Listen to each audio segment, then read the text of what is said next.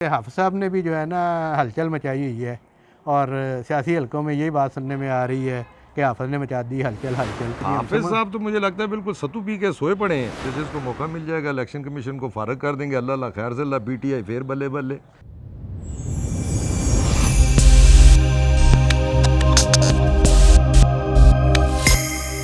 अस्सलाम वालेकुम, गपशप में खुश आमदेद जी। मियाँ साहेब, आप कल या परसों कह रहे थे कि इलेक्शन जो है फ़ैसला तो दे दिया है, सदर साहब ने तारीख दे दी है और इलेक्शन नहीं हो गए और बज़ाहिर अब ऐसे ही लग रहा है। और क्यों लग रहा है ये मैं आपके पैगाम के बाद बताऊंगा कि क्यों 30 अप्रैल को नहीं हो रहे।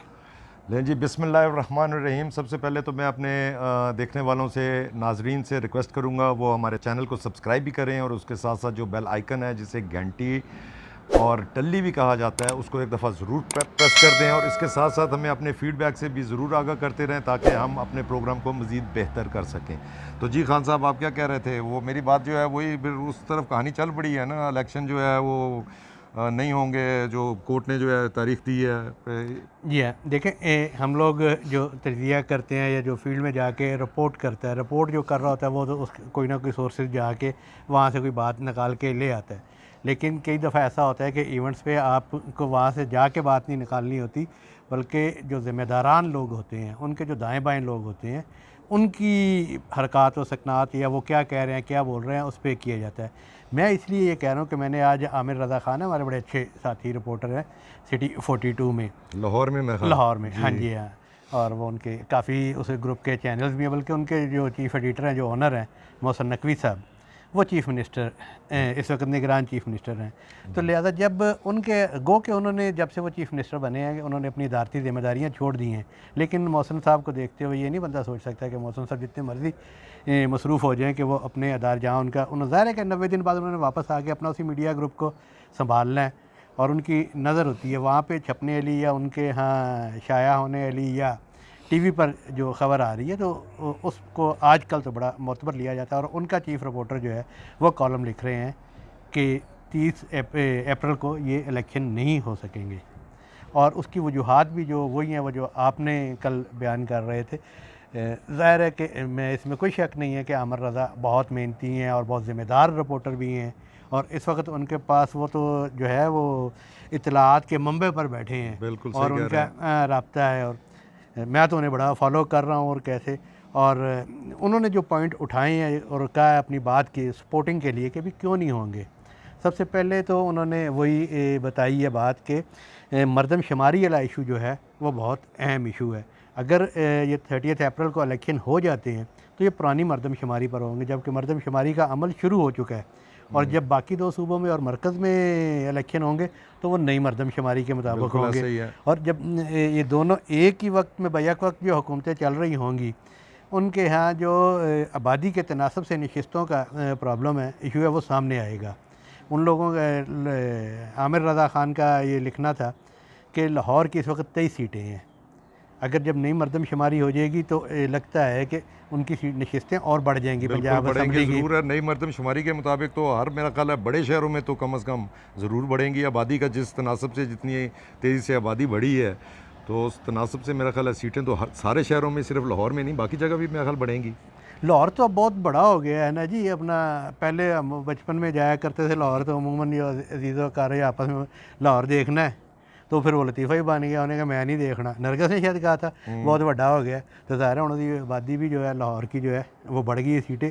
अगर इस वक्त इलेक्शन हुआ तो वो 23 नशिस्तों पर होगा पुरानी मरदमशुमारी के मुताबिक, जबकि कौमी असम्बली की नशिस्तें और बाकी सारी चीज़ें हैं वो उसमें रद्द-बदल भी आ सकता है।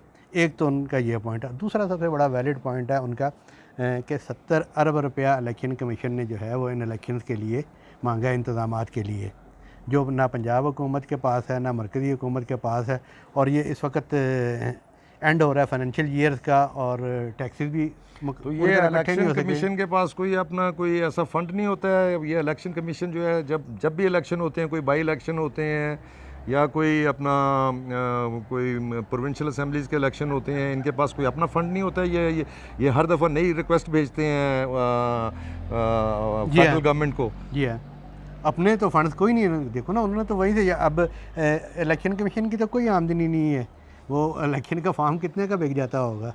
तो उससे तो अखराजात पूरे नहीं हो सकते ना। इतना बड़ा पैराफिनीरिया, एक इलेक्शन है, एक सिर्फ एक हल्के में जहाँ 250-250 300 पोलिंग स्टेशन होते हैं, वहाँ पे एक पोलिंग स्टेशन पे 10-15 का अमला होता है, तो उनको भी पे करना होता है। प्रिंटिंग के अखराजात हैं, लॉजिस्टिक के अखराजात हैं, सिक्योरिटी के अखराजात हैं। जब तक उन्हें नहीं, इलेक्शन कमीशन तो कहते हैं जी मैं करा देता हूँ। अगर 70 अरब का जो आप तखमीना बता रहे हैं, ये सिर्फ ये जो 2 सूबाई असम्बलियों के लिए हैं या पूरे ओवरऑल जो जनरल इलेक्शन के लिए? दो, क्योंकि पिछली मरतबा जो जनरल इलेक्शन पे या ये सारा खर्चा हुआ था, ये राउंड अबाउट इतना ही कोई बता रहे थे 70। अब ज़ाहिर है कि अब 5 साल में इतनी इन्फ्लेशन हो गई है, महंगाई कहाँ से कहाँ पहुँच गई है। अच्छा, फिर वो एक और बात उन्होंने ख़ुद ही डिस्कस की है अपने कॉलम में कि भी अगर ये नहीं होता तो तौहीन अदालत लगेगी। तो उन्होंने एक लंबी तवील फहरिस्त गनवाई है कि जनाब जाते जाते एक हमारे चीफ़ जस्टिस है, जस्टिस जवाद ख्वाजा, वो एक फ़ैसला दे के गए थे कि जनाब फ़ैसले उर्दू में होने चाहिए, ये होना चाहिए, ये होना चाहिए। उस पर तो कोई अमल नहीं हुआ। फिर इसी तरह कौमी ज़बान के हवाले से उन्होंने हवाला दी है। उन्होंने मुख्तसर, वैसे तो वो कह रहे हैं दर्जनों की ऐसे मसाले मौजूद हैं जिस पे आइन पे अमल नहीं हो रहा। मतलब जो आइन पे या जो मुख्तलिफ जो जजमेंट्स हैं आइन उनके ऊपर? आइन में भी था ना, कौमी ज़बान उर्दू होगी, 10 साल के लिए इस्तिस्ना दिया गया, फिर दिया गया। तो वो जब उन्होंने ये सारी तवील फहरिस्त गनवाई, तो मैंने तो यही अंदाज़ा लगाया कि अगर पंजाब हुकूमत या इलेक्शन कमीशन किसी पर भी अगर तौहीन अदालत की बात जाएगी, तो वो मेरा ख्याल अभी से तैयारियाँ कर रहे हैं कि जनाब आइन की ये खिलाफ वर्जी हो चुकी है, पहले ये पूरी की जाए, ये पूरी की जाए, ये पूरी की जाए। वो जो सारा कोई गुफ्तगू भी तो कोई ट्रैक हुई है ना पे चीफ इलेक्शन कमिश्नर को किस तरीके से जो है इसको फ़र्क किया जाना है, वो भी एक स्टोरी चल रही है। वो पता नहीं आपकी नज़र से गुजरी है या नहीं? वो कोई मुख्तलिफ किसी पता नहीं वकील की और हाँ जी हाँ, वो फवाद चौधरी और उनके भाई की, इस तरह की बहुत चीज़ें। हाँ, तो ये तो फिर ये जो है ये फिर मेरा ख्याल बात उसी तरफ जाएगी। वो जजेस को मौका मिल जाएगा, इलेक्शन कमीशन को फारग कर देंगे, अल्लाह खैर से, अल्लाह PTI फिर बल्ले बल्ले। नहीं, इतना भी बल्ले बल्ले नहीं, क्योंकि हाफ़िज़ साहब ने भी जो है ना हलचल मचाई हुई है, और सियासी हलकों में यही बात सुनने में आ रही है कि हाफ़िज़ ने मचा दी हलचल। तो आप देख नहीं रहे कि वो आपके महबूब लीडर कह रहे हैं कि जी हाफिज़ साहब तो मुझे लगता है बिल्कुल सत्तू पी के सोए पड़े हैं। नहीं, सत्तू पी के सोए नहीं पड़े, उनकी हर चीज़ पर नज़र है, और बिलखसूस अपने अदारे की और अपने लोगों पर नज़र है कि वो अपने ऑर्बिट से बाहर ना निकलें, जो उन्होंने कह दिया है। अदारे के साथ ये देखें जी, उस वक्त मैं तो हाफिज़ साहब को उस वक्त मानूंगा जिस वक्त वो अपने ही जो अदारे के अंदर जो हैं, जिन लोगों ने आइन को वायलेट किया है उनके ख़िलाफ़ कोई कार्रवाई करेंगे। अब जो है वो उनके सामने ही है। ये इमरान खान साहब ने तो बहुत खुला मुतालबा किया है कि जनाब जनरल बाजवा का कोर्ट मार्शल किया जाए। अच्छा, उसका कोर्ट मार्शल किया जाए, और इसकी मिन्नतें तरले कर रहे हैं जी पे मुझे जो है वो अपना कोई मुझे मेरे से मिल ही नहीं रहा है, बिल्कुल लातल्लक हो गए हैं। तो ये क्या अपना अच्छा, ये बिल्कुल दो चीज़ें हैं, कोर्ट मार्शल के पॉइंट ऑफ व्यू से और मिलने वाले से, कि भी अगर आप इस मुल्क के वज़ीर आज़म रहे हैं, आप मुतालबा कर रहे हैं कि जनाब उनका कोर्ट मार्शल किया जाए, उन्होंने किया क्या है, इनके पास क्या सबूत हैं? यही ना कि जी मेरी हुकूमत को नहीं बचाया, तो इस पे तो कोर्ट मार्शल नहीं होता। ये तो उन्होंने कोई गैर आइनी काम नहीं किया।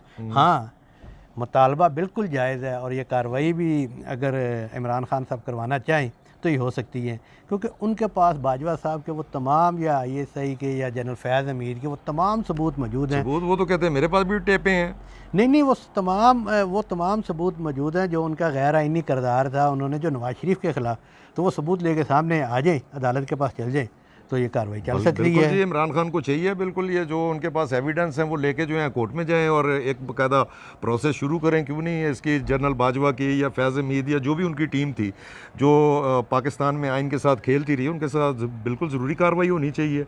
मगर मुझे नहीं लगता है तो ये हुकूमत जो है ये तो बिल्कुल जो है वो कोई तुतलस किस्म की हुकूमत है। ये कोई इसमें मेरा ख्याल है कोई इतना साथ नहीं है। ये तो देखो ना, ये तो आर्मी ने करना होता है ना, हुकूमत ने, मेरा ख्याल कोर्ट मार्शल जो है आर्मी एक्ट के तहत होता है और आर्मी करती है। लेकिन सबूत तो इमरान खान जो मुतालबा कर रहा है देना पड़ेगा, और सबूत में जब वो देंगे कि कैसे जनरल बाजवा और फैज़ हमीद और सब लोगों ने मिल के नवाज शरीफ के खिलाफ साजिश की, तो उसमें ये खुद भी फंस जाएंगे। वो तो कोर्ट मार्शल की डिमांड कर रहे हैं, मगर वो दूसरा तरीकाकार भी तो है ना जो मुशर्रफ के अगेंस्ट जो है आजमाया गया था। वो कौन सा? उस पर जो उस पर केस बना था और जिसकी वजह से उसको मुल्क से फरार होना पड़ा। वो तो ये था कि जब उन्हें गिरफ्तारी का हुक्म हुआ तो राहील शरीफ जो है उन्हें लेके AFIC, उस वक्त राहील शरीफ थे चीफ ऑफ आर्मी स्टाफ, तो फिर वो चले गए, तो अदालत ने किया था ना, अदालत तो अदालत जज साहबान तो अब नहीं करेंगे। तो इसीलिए हम फिर इंतज़ार करें पे हाफिज़ साहब पे, या हाफिज़ साहब ही कोई मेहरबानी करेंगे, कोई अपने अदारे को ठीक करने के लिए कोई इस किस्म के जो है बड़े ड्रास्टिक किस्म के कोई स्टेप्स लेंगे जिससे पता चले पे वाकई जो है अदारा जो है न्यूट्रल भी हो चुका है, और बकायदा जिन्होंने पाकिस्तान के आइन के साथ खिलवाड़ की है उनके खिलाफ भी कार्रवाई हो रही है। वो तो हाफिज़ साहब ही कुछ करेंगे तो उसके बाद ही आगे कहानी समझ हमारे आएगी। कई दोस्त जो हैं पिछले कई दिनों से जो है वो ISI के अंदर गिरफ्तारियों की खबरें दे रहे हैं, और फिर इमरान खान साहब का ये जो कहना कि जी मुझसे कोई मिलता ही नहीं है, और मेरे ख्याल किसी लीडर ने ये कहा है। और अच्छा, ये मिलता है क्या? इन्होंने ईमेल भेजी थी या उन्हें व्हाट्सएप किया था, क्या किया था? दरख्वास्त भेजी थी जिस पे इनकार आ गया है आपके पास, कैसे मिलेंगे वो? मेरा क्या ख्याल है ये छोटे छोटे लेवल पे, जैसे वो शिदात अली जो है वो जब जेल में गया है तो वो अब कहता था जी मेरी वो जो है वो फुट सोल्जर जो है ना, वो जो बाहर ड्यूटी पे होते हैं जिनकी सिर्फ डायरी बनाना काम होता है, मेरी वो नाल ही मुलाकात करा दो। तो मेरा ख्याल है ये मिनते तरले थे आगे हुए। मगर एक मैं वो उसको देख रहा था कल, उमर चीमा साहब ने वो जो प्रोग्राम करते हैं टॉक शॉक के नाम से, तो उसमें उमर चीमा जो है मैं तो उसको एक बहुत बाखबर साफ़ी भी समझता हूँ, और उन्होंने कल अपने प्रोग्राम में बात की। उन्होंने कहा जी पे अब जो है उन्होंने बिल्कुल दरवाज़े बंद कर दिए हैं फ़ौज ने, और किसी मेजर लेवल बंदे की ड्यूटी लगा दी है, अगर कोई किसी से मेल मुलाकात करनी है तो वो मेजर लेवल के बंदे से मुलाकात हो सकेगी। तो अब पता नहीं है, मेरा ख्याल है मेजर लेवल जो है वो बहुत मेजर ISI का मेजर लेवल और पॉलिटिकल विंग का जो है ना वो काफ़ी बड़ा होता है। ये जितने पॉलिटिशियंस हैं ना, जब ये इत्तेहाद वगैरह बनते हैं या मिलते हैं, इनकी ज़िंदगी में एक आध दफ़ा ही हाजिर सर्विस के साथ होती है, फिर हर एक का केस हैंडलर होता है, और अमूमन जो है वो मेजर लेवल के होते हैं। हम चूँकि इस्लामाबाद में रिपोर्टिंग करते रहे हैं, 90 से करते रहे हैं, आपको भी पता होगा कि उस वक्त एक बड़ा मशहूर करैक्टर था, वो भी मेजर लेवल का ही था, मेजर आमिर। बिल्कुल। फिर वो एक अभी पीछे करक में वो जो फौत हुए, जो पीपल पार्टी में चले गए थे, खटक साहब जो है, वो भी इंटेलिजेंस एजेंसियों के थे और पॉलिटिकल इसके। फिर मेजर जुल्फ़कार हुआ करते थे, मेजर वो बहरहाल कई मेजर थे, और इस्लामाबाद का डेट इंचार्ज जो है वो मेजर ही होता था। थोड़ा सा ये इमरान खान के दौर में एक कर्नल लेवल पे भी थोड़ी सी बात आ गई थी, वो कर्नल एक लियाकत होते थे, वो तो वो भी मेजर थे, और मेजर के बाद ही कर्नल हुए पार्लियामेंट में बैठ के। नहीं, वो उनका वो तो मैं खैर रिटायर्ड थे, वो थे रिटायर्ड और कॉन्ट्रैक्ट पे थे, और पूरी पार्लियामेंट को मैनेज करते थे। वो पार्लियामेंट की प्रोसीडिंग्स को मैनेज करते थे, हाजिरी को मैनेज करते थे। उनके बारे में भी सुना है, उनको भी उठा लिया गया है। अच्छा, अगर तो वाकई आपकी, और ज़ाहिर है कि मैं उमर चीमा साहब की बात को डिनाई नहीं कर सकता क्योंकि फील्ड में इस वक्त वो हैं, तो अगर मेजर लेवल के इनके साथ रवाबत हैं तो यकीन मानिए ये बहुत बड़े रवाबत हैं हमारे पाकिस्तान के पॉलिटिकल सेटअप में, क्योंकि यहाँ पे जो इत्तेहाद है ना, इत्तेहाद, वो भी कितनी स्टोरीज आपके साथ। मगर इमरान खान थे मेरा ख्याल है गिजे है वो शुरू तो ये से हुआ था, कप्तान मेजर लेवल से राब्तों से शुरू हुआ थी, वो प्राइम मिनिस्टर बना थे, वो गिज गया, ज़रा जर्नल लेवल थे, तो वो मेरा ख्याल है शायद जर्नल लेवल ही एक्सपेक्ट कर रहे हैं मेरे से कोई रब्ता करेगा। वो जब पहले अपोजिशन में थे और ये धरना वरना करते थे तो अपील हमेशा वो आर्मी चीफ से ही किया करते थे, तो उस वक्त उनकी हो गई थी मुलाकात। बाकी फिर तो वो प्रोटोकॉल था, ज़ाहिर है कि वो प्राइम मिनिस्टर बन गए थे, लेकिन वो तो जनरल बाजवा खुद कह चुके हैं कि बीइंग ए प्राइम मिनिस्टर भी वो उन्हें बॉस कहा करते थे। तो मेरा ख्याल है कि अगर मेजर लेवल तक के राब्ते उनके बहाल हो गए हैं तो ये आने वाले दिनों में परवेज़ इलाही के पास भी तो कोई ना कोई होएगा ना रैंक, मेरा ख्याल है वो भी तो पुराने जो हैं वो भी एस्टेब्लिशमेंट के साथ जुड़े रहे हैं, इनको भी कोई अभी तक इनकी कोई तरक्की नहीं हुई होएगी। नहीं वो उनके वो ऐसा ख़ानदान है जिनके बड़े सतह पर रवाबत होते थे, लेकिन अब वो भी जो है ना धोखा खा के और उनकी कैलकुलेशन भी गलत हो गई, और उनका जो तोता है वो जो है फर बोली जा रहा है।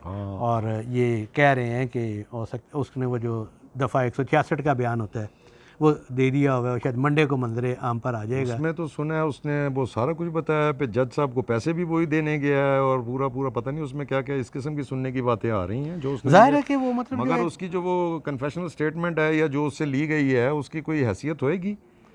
अगर वो खुली अदालत में जाके मुकर जाते हैं तो और बात है, लेकिन अब काफ़ी किस्म की ये साग डार ने भी ये कोई अपना एक दफ़ा उनसे भी कोई स्टेटमेंट ली गई थी जिसको आज तक जो है उनके अपोनेंट्स जो हैं वो उसको उसके बारे में उसकी ढोलकी बजाते रहते हैं पे जी उन्होंने ये नवाज शरीफ के बारे में स्टेटमेंट दी थी, तो वो बाद में स्टेटमेंट का तो कुछ भी नहीं बना, वो जो थी ये तो हमारे तो सियासी कल्चर यही है ना। हमने जो मतलब अब जब से देख लें जो भी हुकूमत गई है जिसको भेजा गया है उसके ख़िलाफ़ एक मलीशियस कैंपेन हमेशा शुरू हो जाया करती है, बल्कि ये इस खित्ते का रवाज है। सिर्फ हम अपनी इस्टेब्लिशमेंट को नहीं, आज वो आपने वो हमारा एक जो दूसरा पंजाबी का प्रोग्राम है असलम डोगर साहब और मुश्ताक मिनाज साहब ने जो उनका इंटरव्यू की है, तो वो भी ये कि उनकी जो सारी शायरी जो है उस वक़्त की जो एस्टेब्लिशमेंट थी, जी हाँ। तो वो उसकी वो करती थी, रिपोर्टिंग करती थी और आगे दरबारों में पहुंचाया करती थी। तो ये हमेशा से ये, और फिर वो जो उन्होंने कहा कि जी मादुल आल हुसैन, तो वो चूँकि अकबर बादशाह और उस मुग़ल दौर की वो मुखालफत कर रहे थे, तो उस वक़्त की इस्टेब्लिशमेंट में जो है एक पीर और मुरीद का और एक दो दोस्तों का एक गलत उसको रंग दे दिया गया। जिस तरह अब आजकल जो है टेलीफोन लीक्स में और बाकी ऑडियो वीडियो लीक्स में, तो हजूर वाला तारीख़ पढ़ लीजिए, 500 साल पहले भी जो है उस वक़्त की इस्टेब्लिशमेंट भी जो है इसी तरह की किरदार कुशी की मुहिमें चलाया करती थी। ये काम छोड़ दें, ये सारा काम सियासतदानों पर छोड़ दें। अगर आपने कोई किरदार अदा करना तो किसी तरीके से इनको इकट्ठा करके एक दिन इलेक्शन करा दीजिए, बाकी सियासत जाने और ये मुल्क जाने, और ये मुल्क जो है वो सियासतदान ही संभाल सकते हैं, कोई और अदारा नहीं। इसके साथ ही हमें इजाज़त दीजिए। अल्लाह हाफ़िज़। अल्लाह हाफिज़।